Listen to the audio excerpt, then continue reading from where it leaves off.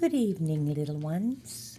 I hope you're all in your bed with your nice warm jammies, 'cause Goodnight Grammie is going to be reading a nice story.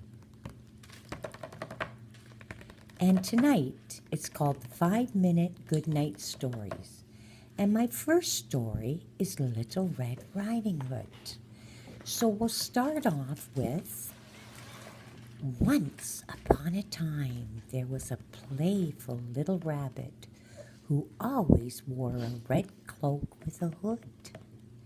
She wore her cloak every time she left the house.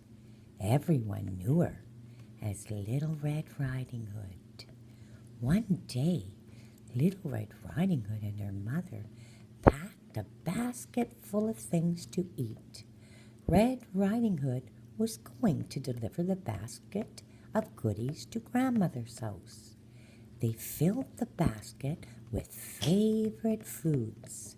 It was stuffed full of carrots, orange blossom honey, and several different homemade breads and tarts. Now please go straight to Grandma's house, her mother said. No diddly-daddling and no talking to strangers. Understand? Little Red Riding Hood nodded to her mother and gave her a kiss on the forehead and sent her off to Grandma's house.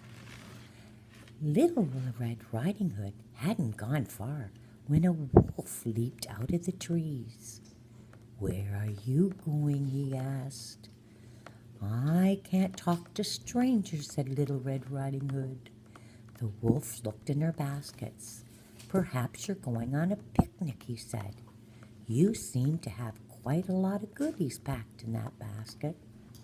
"It's not a picnic," said Little Red Riding Hood, and she held the basket close.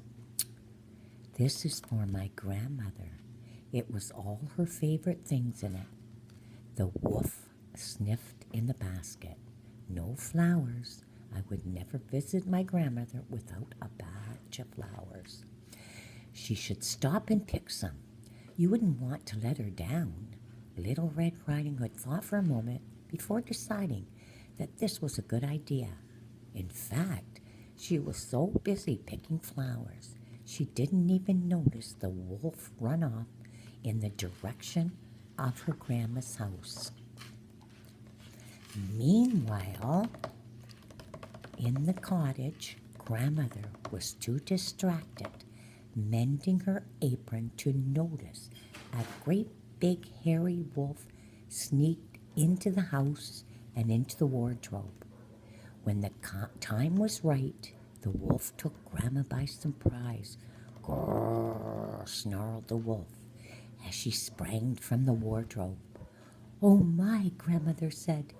You couldn't believe what she was seeing. "You look tasty," said the wolf. Grandmother jumped from her chair so quickly, and she knocked the table right over. She ran out of the house as fast as she could. The wolf, satisfied with Grandmother wouldn't be coming back anymore, looked through Grandmother's wardrobe and found her nightcap, her gown, and some glasses.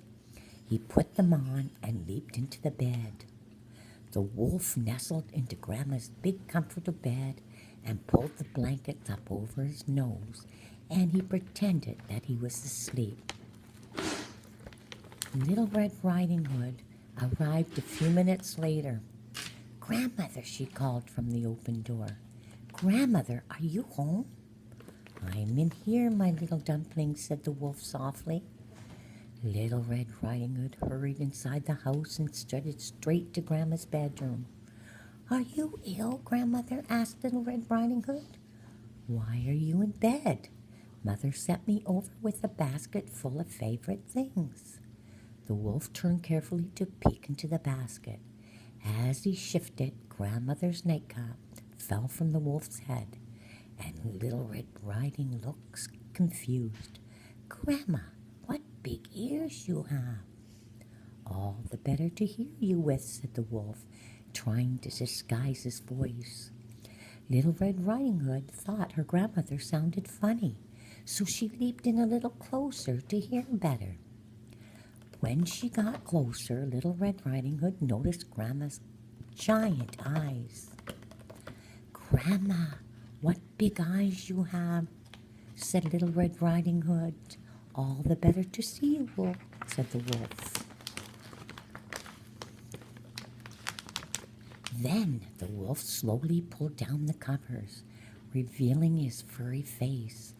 "But Grandma," said Little Red Riding Hood, "what big teeth you have." "All the better to eat you with," growled the wolf as he threw back the covers. "You're not my grandmother," shrieked Little Red Riding Hood. "Why, you're the big bad wolf in the forest."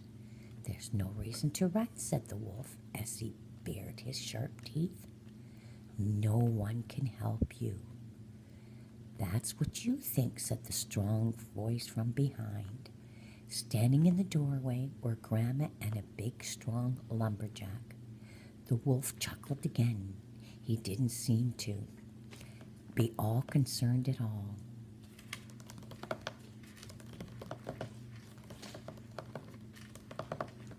"The old lumberjack can't catch a quick and smart wolf like me," bragged the wolf. The wolf leaped toward the bedroom window, and Little Red Riding Hood grabbed the wolf's tail.